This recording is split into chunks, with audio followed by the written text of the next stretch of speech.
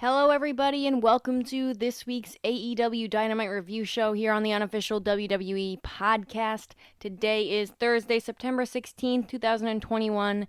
My name is Mimi Burris, and wow, what a show, which almost felt like a go-home show to talk about tonight.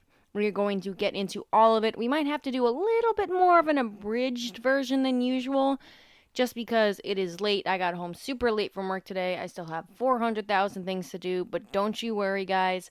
Next week's review show, hopefully going to have a co-host. Hopefully that co-host is going to be the Ashley Man, because I will be at Grand Slam in New York. I am so excited, and you're probably going to hear me tweet or you're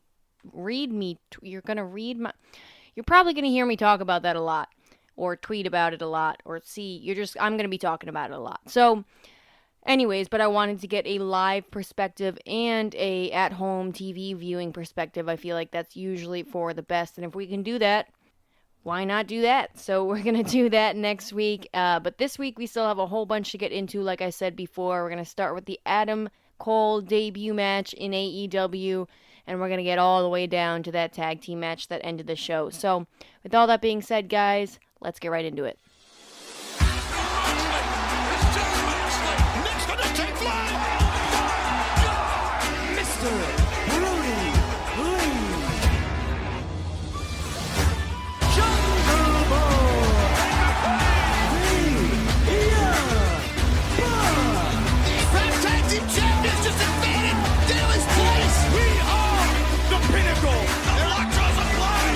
Championship means that much. I can't believe what we're seeing here. DMD.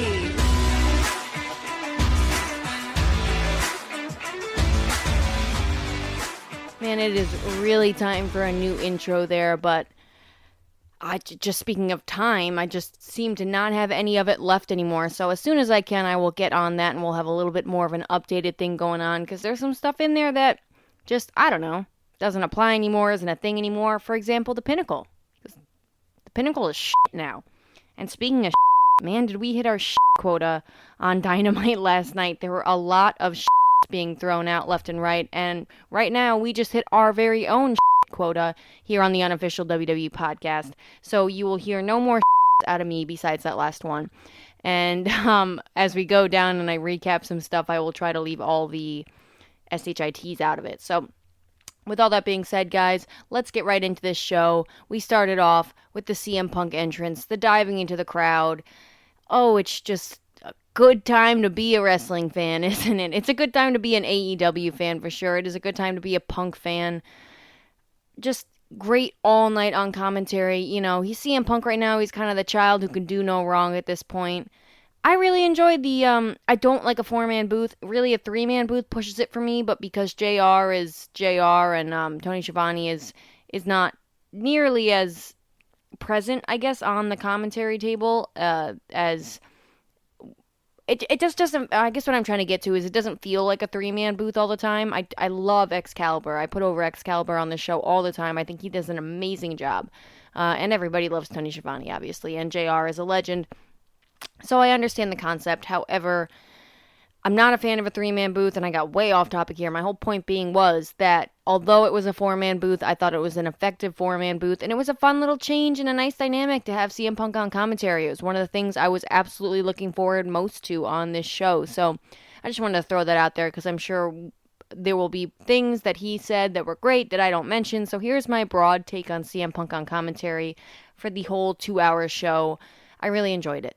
I'm sure there were things he said that was stupid too, but you try to do commentary, you know? So with all that being said, yes, CM Punk entrance, and then we got the debut in the ring, obviously, of Adam Cole, faced Frankie Kazarian, and ended up getting the victory over Frankie Kazarian in a match that we all probably saw that result coming. However, I thought this match had some pros and some cons. That's not a good way to put it. Let me put it this way. Some things that...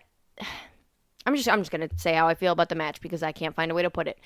This was nice in its timing, right? That it didn't go very long. However, if it did go longer, it actually might have had more of an opportunity to be an even better match. And get us some more near falls for Frankie Kazarian and make it feel like a little bit more of that the result was in doubt.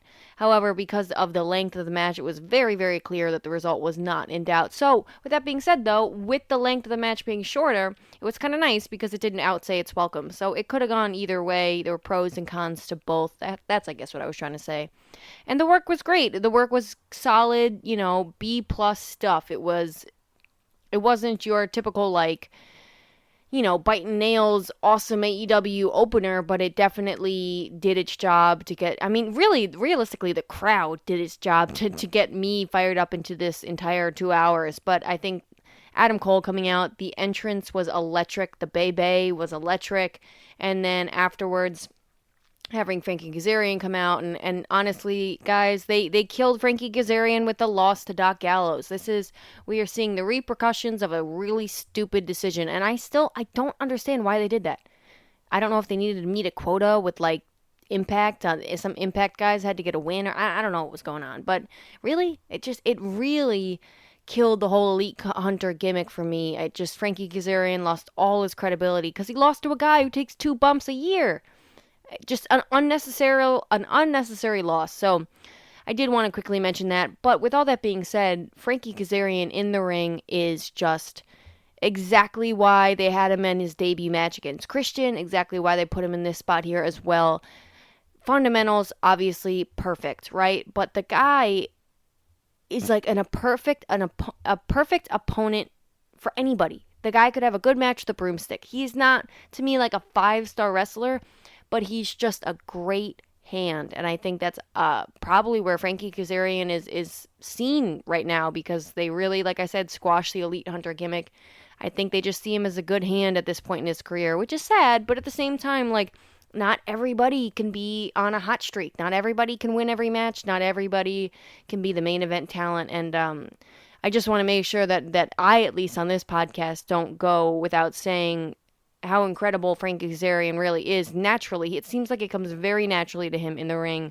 And he's just, like I said, a really good hand and a really good talent for them to have. So, yeah, this match didn't blow me away at all, but it was a nice introduction for anybody who does not watch NXT and didn't see Adam Cole in NXT. Adam Cole can do way better than this. And you know what? I believe Frankie Kazarian could too, but I just don't think this was necessarily the spot for it. We are getting a trios match on Rampage next week. I think that's going to be the spot for Adam Cole to go off a little bit more, obviously, in a team with the Young Bucks. But we got to that because Adam Cole had a little story time with Adam Cole Bebe promo after the match and said that there's 3 guys that have really peed him off so far in AEW, and it is Christian Cage, Jungle Boy, and Luchasaurus. And actually, that's 2 guys and a dinosaur. Adam, thank you very much. Put some respect on Luchasaurus' name. We put respect on Luchasaurus' name on this podcast here. I don't know why I'm emphasizing my P's a lot right now, but apparently I am. And yeah, I'm looking forward to that match. There's like little to talk about and analyze that. Just a trios match with the Young Bucks. It's probably going to be great, right? And not to mention all the other amazing talent in that ring. I can't wait, guys. I can't wait till next week. So after that, we had Fuego del Sol and Sammy Guevara backstage being interviewed, and Fuego is putting his car on the line in a match against Miro on Rampage this week for the TNT title. If Fuego del Sol loses, he loses his car. If Miro wins, and he loses the title, obviously, or he does not win the title and loses his car. If Miro wins the car and keeps his title. I don't know why me explaining that made it feel way more complicated than it actually is, but you guys get the point. So this is that's out of left field for me, but you know what? I like the idea of it. I like the idea that Miro is just going to look like more of an a-hole for, taking the car from a guy who just got signed a contract, and I don't think Fuego's going to win. Could you imagine, though? Surprise win. Fuego wins the TNT title. And next up, we got MJF. Comes down to the ring with Wardlow and does his MJF thing 2 weeks in a row now. And I think, guys, there's a lot to talk about. So he talks, obviously, about Brian Pillman. Obviously, to set up the match with Brian Pillman Jr. coming up next week on Dynamite at Grand Slam. And he refers to Brian Pillman being in hell, not in heaven. He calls New Jersey, or talks about how there's a bunch of skanks in New Jersey. He does his MJF thing that, again, abridged version here tonight, guys. But MJF is so unbelievably talented at what he does. The delivery, I know I put him over every week, it feels like, but the delivery of the cheap heat makes it not cheap. Makes it priceless, really. MJF is a priceless talent right now, and probably for a long, long time. And there's a lot of stuff AEW does to continue to protect his heat.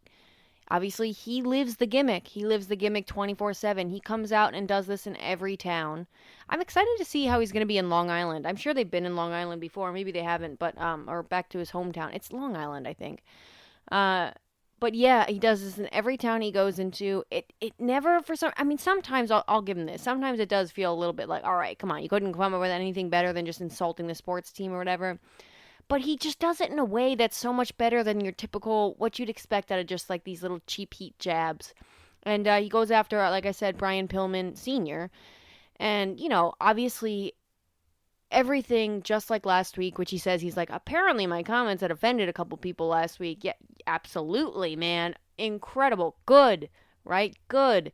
But he's clearly asked, you know, if he's allowed to say this and that or something along these lines. I don't think that any human being is going to be hired who's going to go do that and not run these things by Brian Pillman Jr., of course. And you know what, guys? This feud, obviously, Brian Pillman Jr. comes out with the chair. Wardlow goes to stop him at the ramp, but he outsmarts him, rolls into the ring, you know, takes a swing at MJF, misses, or MJF, you know, begs him off. Wardlow slaps the taste out of Wardlow's mouth, and essentially stands tall, but not really getting his hands on MJF, obviously, and barely even getting his hands on Wardlow. And, you know, this whole thing, these promos the last 2 weeks, or this week and last week, have elevated a little itty-bitty feud. Again, they're not going to go longer than one match, thank God, because I do not need a Chris Jericho MJF saga with Brian Pillman Jr. and MJF. But this feud is doing so many little things that I guess, like, are important to pay attention to, but we are going to look back on this in, like, 2 years, maybe. Again, God willing that Brian Pillman Jr. ends up being a success in AEW. Obviously, we hope for everybody to be a success in AEW and wherever they are, pro wrestling or not. But we're gonna look back and say, like, this was a, not a turning point, but this was a it was another straw of hay that was building the bale of hay that is Brian Pillman Jr. I don't know why. I don't think that's a real analogy, but that's what came to my head. It's just another little notch. Yeah, he's probably going to lose at Grand Slam. That's my prediction. MJF's probably going to go over in some kind of cheap way. The match isn't probably going to be 5-star, guys. But MJF is elevating Brian Pillman Jr. for this quick moment, right? And he's probably going to go back and do his tag team with Griff Garrison, Varsity Blondes, obviously. But it's going to put a little notch on his belt, and we're going to remember this feud, and where Brian Pillman Jr. showed a little bit more character than just outside his tag team, obviously, with Griff. So I'm excited about this. Again, I'm not excited necessarily about the prospect of the match, and I really don't think Brian Pillman Jr. has been coming through my screen at all. I still think he looks uncomfortable in interviews, or he looks like he's playing wrestler, if that makes any sense, rather than like MJF looks like he's just was born for the role that he's playing right now. But yeah, Brian Pillman Jr., maybe it's just the comparison near MJF, but I think even on Rampage and in the last couple weeks or whatever, last week, he just seems a little bit more like he's playing wrestler, and there's still a lot more growth to get there. I don't know if that's something you can grow into, or if it's just like a natural ability you have to have, but I'm hopeful, and I'm excited, and I love that MJF, a young talent in AEW, is able to elevate another young talent so immensely by just being MJF and just being a prick. You know, like I said, we hit our SHIT quota of the night, so I'm going to leave it at that. But yeah, I love this. This is probably one of my favorite segments of the entire show once again. So after we had the MJF segment, we had Dante Martin and Matt Sydal versus FTR. Oh, but excuse me, before we got into that match, we did have the quick backstage. I'm trying to hit the major points here, the major matches and stuff, guys, but I did want to mention this.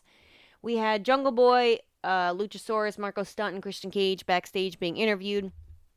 And Jungle Boy starts talking, right, and says, something about how he has better friends and better hair, and then Christian Cage, that little son of a gun, cuts him off, says, like, you're wrong. Let that sit there for a minute.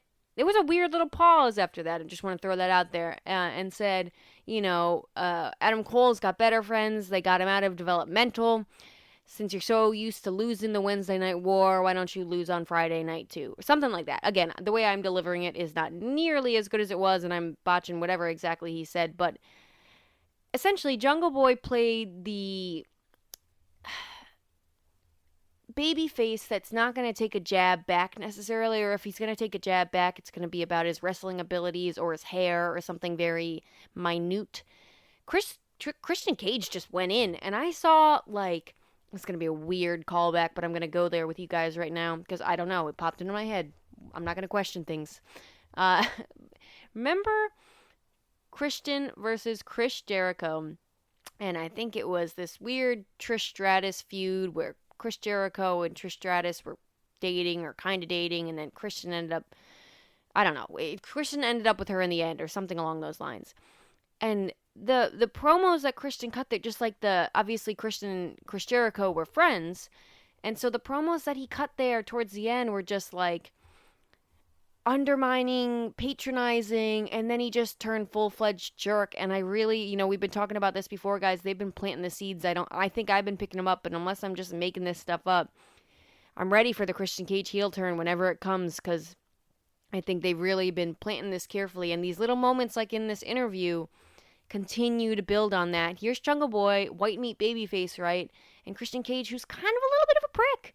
I mean, don't get me wrong, the jabs were funny, but kind of a little bit of a prick. So, all right. Then we had Luchasaurus did said something after Christian Cage, of course. He said something along the lines of, ugh! And Marco Stunt just stood there. So that was that. And then we had the match, Dante Martin and Matt Sydal versus FTR. Honestly, guys, this match inspired an idea on these review shows called the Pee Break match, and I'm gonna call it that, the Pee Break match, the match that you get up and have to go pee in 2 hours for some reason. I don't know, I can hold it, I don't know about you guys, but anyways, I didn't actually go pee during this match, but you don't need to know that. My point being is that this was a nothing match to me, which is crazy considering it's Matt Sydal, who again has really grounded his game, but he is still an incredible high flyer, and there's nothing wrong with grounding his game too. He's a great mat wrestler now, submission wrestler. Dante Martin, who's absolutely just a young talent on the rise. I think Dante Martin is younger than me, and that hurts my feelings.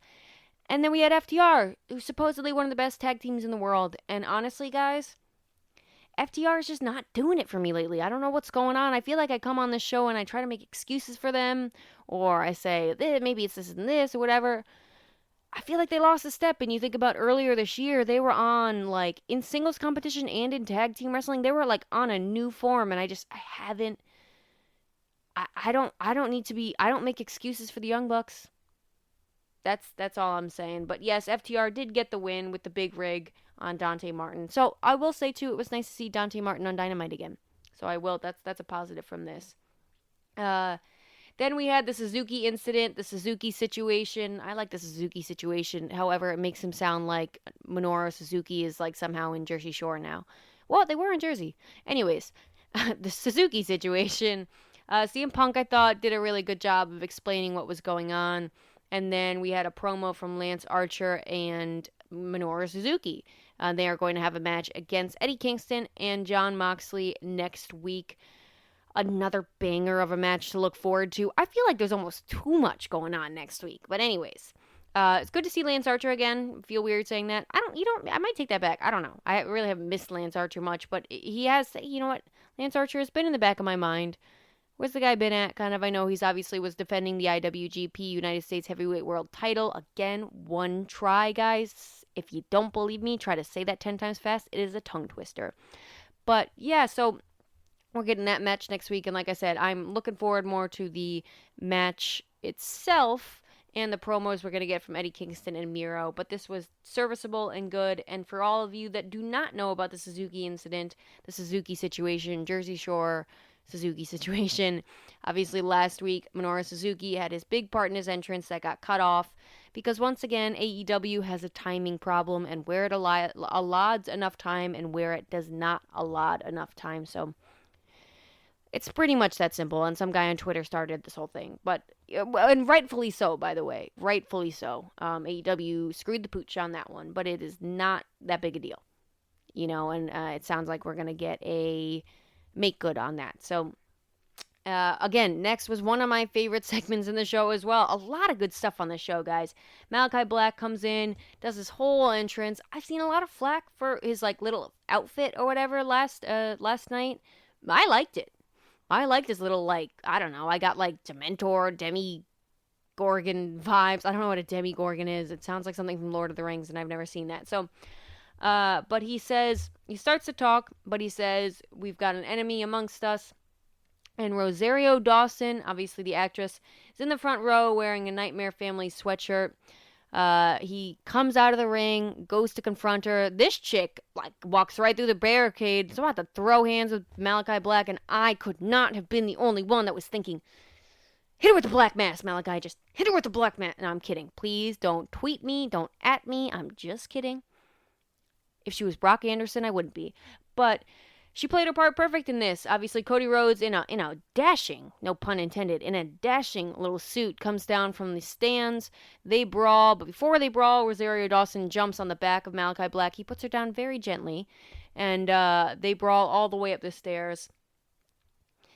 A couple thoughts on this, guys. A couple thoughts. So, Cody Rhodes got a mixed reaction from what I heard. Cody Rhodes is, like, we're all eternally grateful, obviously, for Cody Rhodes and his part in making AEW a thing. However, Cody Rhodes has not been in form in 2021 and kind of late 2020. I don't think that's a subjective opinion. I think that's a pretty widely agreed on thought. However, if you disagree with me, please tweet me. Tweet me on the Twitter, @Mimi Burris. I'd love to hear your thoughts on Cody Rhodes, your thoughts on this whole feud, your thoughts on anything in the professional wrestling world, or whether you prefer pancakes, waffles, or tacos. So, yeah, he's not really been in form this past year and towards at the end of 2020.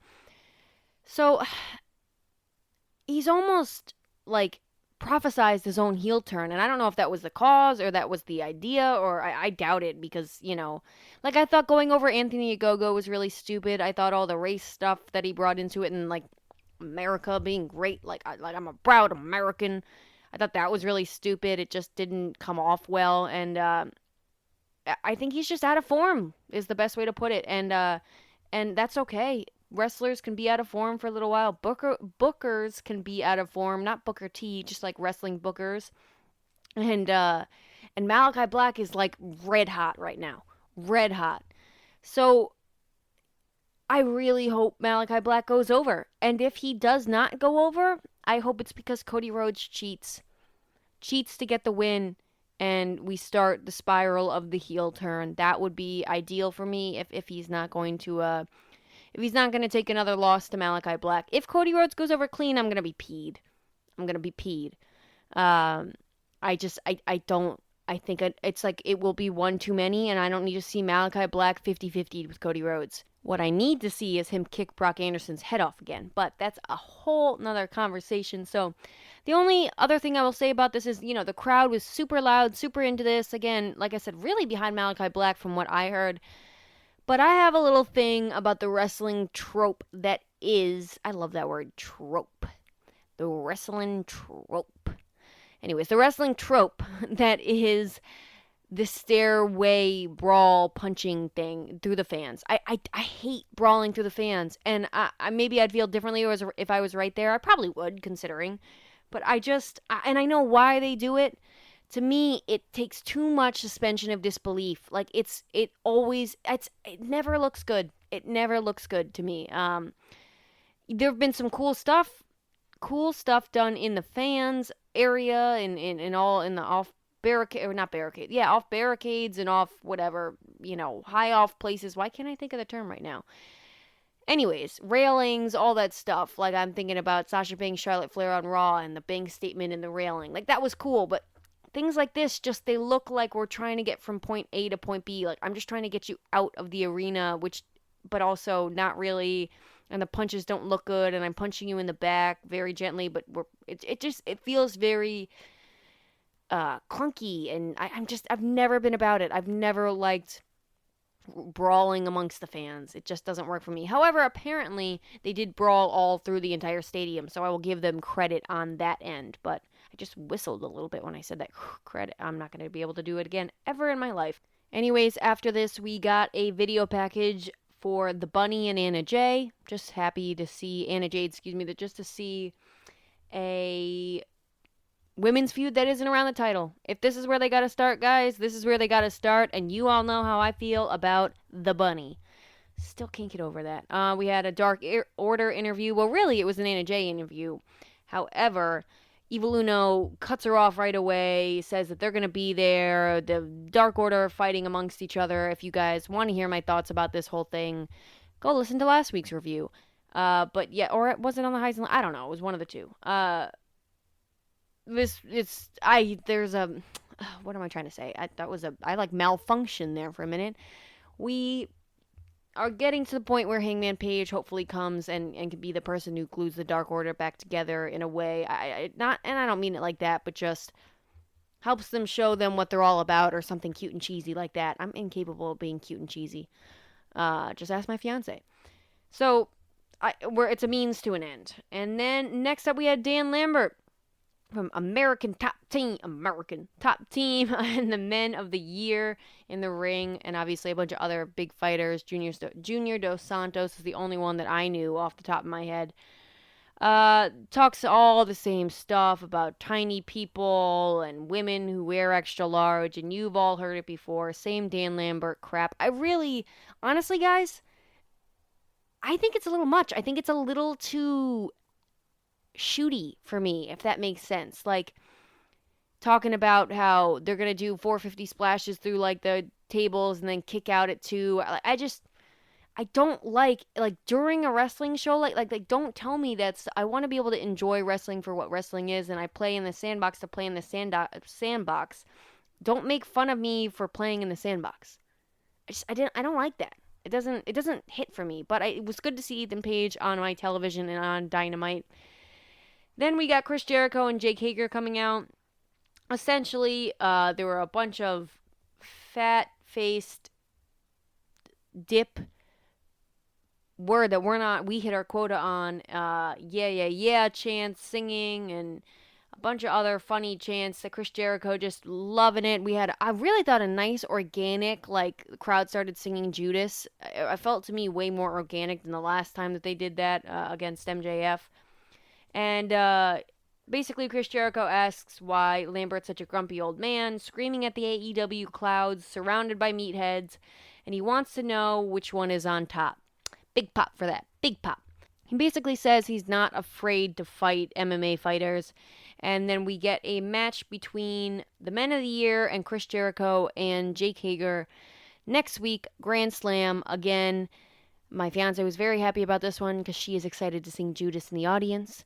I am excited to see Ethan Page in a wrestling ring on Dynamite. So I'm glad this finally led somewhere and it led to a match. That's all I can say. Again, the minute I get on this show, guys, normally 9 times out of 10 it feels like I come on here and if I'm talking about something, this is dragging, this needs to hurry up. I'm not saying anybody from AEW is listening to this. I'm just saying I think I share a lot of opinions that a lot of other people have in the AEW fan base of, I don't know why I called it that, fans of AEW. And Dynamite, why am I so messed up today? AEW, Tony Khan, whoever listens to its fans, and I think he gets it. The minute I come on this show and talk about something like this, like last week I was saying how this needs to get to a point already. Look where we're at now. We're at the point. We're at a point, at least. I don't know. This is not going to be a 5-star classic, I don't think, but it's going to be good, fun, fluff. Good to have Chris Jericho on TV on Dynamite. Good to see Jake Hager again. Like I said, good to see Scorpio Sky and Ethan Page. So, and we're getting this in a wrestling ring. So, afterwards, we got a Gun Club promo. They point out how they're undefeated in all combinations. Honestly, if I were Billy Gunn, I would rather just be putting over my sons and stop putting over himself. However, if he can still go, he can still go. But I'm glad this veered away from Big Show. That's all I'll say. And then we had Jade Cargill versus Layla Hirsch. I don't know why I said it like that. I'm 100% sure I knew it was Jade Cargill and Layla Hirsch. It's been a day, guys. It's been a day. This was a good match, but honestly, I was really surprised by how much offense Layla Hirsch got in. And I don't know if that's a good surprise or a bad surprise. Like, Jade Cargill looked out of her element here, is my point. And maybe that was the point. Maybe that's what I'm missing. Maybe they're going somewhere with this. But in the end, Jade Cargill gets the win by hitting the Jaded, a.k.a. the Glam Slam. I can't call it anything else other than that, man. Especially now that Beth Phoenix is an ordained minister. So, the ordained Glam Slam. If she hit it, at least. We get an Andrade promo basically explaining about why he turned on Chavo Guerrero on Rampage, that Chavo Guerrero did something that he didn't say to do that, and he didn't give permission to interfere in the match, and Chavo Guerrero went ahead and hit on Pac in the back with an iPad, and you guys know what happened. And then Taz rolls up with Hook and confronts CM Punk about taking his job on commentary. Punk stands up, takes his little headset off, and then out of nowhere, Powerhouse Hobbs comes out. They all beat him down, and then we get a match between Powerhouse Hobbs and CM Punk on Rampage, if I'm correct. It's too hard to keep up with all these things. Next week, guys, Grand Slam, CM Punk. Again, Powerhouse Hobbs. I'm so excited to see this, and it's so, like, talk about the different dynamics. We're going from Darby Allin, who probably weighs less than I do, and then Powerhouse Hobbs, who probably weighs the same about as my apartment. So I'm so excited to see what the dynamic with Powerhouse Hobbs. I hope Powerhouse Hobbs throws CM Punk around, and then CM Punk has to make just the babyface comeback in the match against the big guy. It will always be a perfect dynamic. Big heel, literal face. Not literal, littler, smaller face, big muscular heel guy, and overcoming the odds. It always works. You think about Great Khali and Rey Mysterio, Big Show, Rey Mysterio, just Rey Mysterio, Undertaker, Rey Mysterio versus anybody, always works. So, and then he got a choke slam through the announce table, kind of into the announce table crumpled in a weird way. Anybody else notice that? And that's not important. So we had a video package for the Darby Allin and Shawn Spears match, and then we had the match following it. And guys, there was not a lot to talk about here. It was, again, just another solid match for me, guys. Just another solid match. And Darby Allin ended up getting the pinfall with a coffin drop. And it's just another solid match that led to next week's match, which is Tully Blanchard in the corner of FTR versus Sting and Darby Allin. So I really hope, I really hope FTR brings it and proves me wrong from what I've been saying about them just being out of form lately. I like this spot in this match too, though, where Shawn Spears went and started wiping the face paint off. I thought that was Shawn Spears is more entertaining to me than FTR and not MJF, but it's just been like, for me, the star out of this non-existent Pinnacle. Why is the Pinnacle not together on television? Why have they not been together on television for how long? There's got to be something in the works here. Maybe I'm missing. I don't know, but the Pinnacle seems like they're not very much on top. They're about as on top as Dan Lambert's American Top Team. So after the match, we had the beatdown, of course. FTR attacked Darby and Sting. Tully Blanchard gets into the ring with Sting, and FTR beat him down. Darby Allin starts to get up, starts to try to get back into it, but Cash Wheeler beats him down again. And FTR hit the spike pile driver on Sting, which looked scary. And then Blanchard wipes his face paint off with a towel as well. So a nice little touch there, and I really did like the beat down. And the spike pile driver by FTR looked great. That was the best thing they've done in weeks, months at this point, it feels like. So then we had Tony Schiavone in the ring introducing Bryan Danielson, obviously after a quick little Bryan Danielson promo. And this, guys, probably the highlight of the show. I feel like I've said that 4 or 5 times now. Right as Bryan Danielson gets going on the microphone or starts answering Tony Schiavone, Kenny Omega and Don Callis come down to the ring.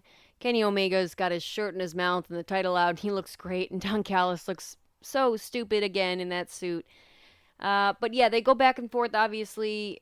A lot of SHITs thrown out there. Don Callis basically saying that Bryan Danielson is a hippie millionaire. He says he's listened all week, and Bryan is a sanctimonious, SOB. Says that he's claiming he made his decision to come to AEW for the good of the wrestling business, which is true and a really true statement. But Kenny has told him that that's really how Bryan Danielson thinks. So he's probably not a carny POS, but instead he's just a mark like the rest of these people in New Jersey. Bryan Danielson tells him to shut up and says he's here to talk to Kenny Omega. I love how many times he said that too. He says someday it's going to be about the title, but right now it's just about who's a better wrestler and giving the people what they want. Omega versus Danielson. Callis is like, no, it's not going to happen.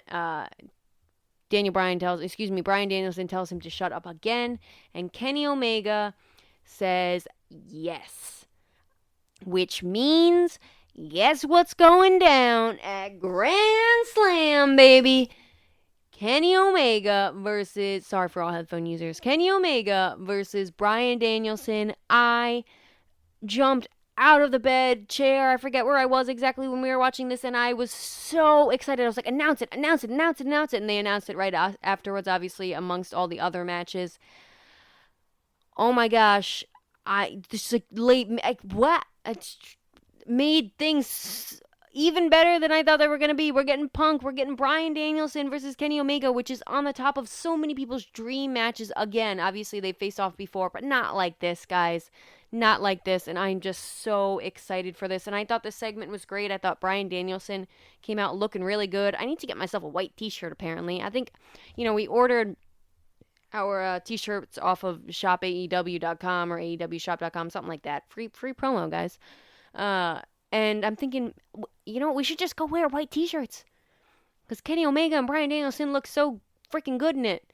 And I'm sure there's some significance I'm not catching, or maybe they just look good in white t-shirts going back and forth. But I'm into this feud. I'm into this match. I'm so excited, you guys. And honestly, like, all analytics aside, I really have not much to analyze here. I'm just a mark. I'm just a fan. I'm just hyped up about this. So, and I'm glad, like, here's the thing. AEW teases something and then delivers it. I never think that that's going to happen. I'm still so trained to think that I'm just going to get screwed over as a fan of a company, which is so crazy if you think about it. No, I get rewarded for being a fan of AEW and paying attention to the details and investing emotionally into this stuff. So, speaking about emotional investment, I have none of this into Matt Hardy cutting a promo about how he's going to cut Orange Cassidy's hair or shave his head or something. And then we get all the hype ups, obviously, about the matches coming next week and the week after that, on Rampage and next week. And then we get our main event, which was 2.0, Jeff Parker and Matt Lee versus Eddie Kingston and Jon Moxley. Again, guys, just another, really feels like a house show match, and I don't know if that's just like a 2.0 quality. I'm glad to see 2.0 in the main event on Dynamite. Who would have thought that? NXT 2.0, first episode this week, and their formerly Everrise, now 2.0, are main eventing Dynamite. So awesome to see for those guys. But this was just a fun match. Eddie Kingston and Jon Moxley win by a pinfall with a half Nelson suplex and lariat combination that they do on Jeff Parker. Post-match, Minoru Suzuki comes out with Lance Archer as well, and all four of them brawl. Moxley hits Suzuki's face with the timekeeper's table, Moxley hits Minoru Suzuki into the timekeeper's cable, sets him up on it. They brawl on the table, but Minoru with the got you lift. Moxley reverses, cracks him in the injured eye with the microphone. Mox chokes Suzuki out and drags him into the crowd to keep brawling as we go off the air. And a great way to go off the air, and a great way to lead us into next week, which is none other than Grand Slam, baby. Again, guys, I can't tell you how excited I am for next week. I will give no spoilers away, obviously, with the whole Rampage stuff, because they're taping that beforehand, is what it sounds like. But 2 hours of Rampage next week, guys. 2 hours of Dynamite. A fun way to go off the air here, except it was another crowd brawl, but you know how I feel about that. However, it's Minoru Suzuki and Jon Moxley, so I'm going to say it's great, because I'm scared of the both of them. And I'm excited for next week's shows, like I said. And to me, this kind of felt like a go-home show. Really set up a lot of angles for next week. And I feel spoiled for all of it. So Great Dynamite, in my opinion. Great setup Dynamite, which still was so fun to watch. Again, a lot of progression, a lot of little story lines, feuds. Obviously, we're coming up on Full Gear in November. They got some time. The big stuff, it feels like the big stuff isn't even coming yet. But however, everything that's coming next week feels huge. So I can't wait to talk to you guys about it next week. And with all of that, guys, hope you have a great rest of your week. I hope, if you're not already, get on a plane, take a walk, hitchhike. Don't do that. That sounds unsafe in 2021. Get an Uber. I don't know. Find a go-kart and drive your way on over to New York and come see me at the Grand Slam show because it's going to be awesome. So hope you guys, like I said, have a great week, and I will talk to you next time.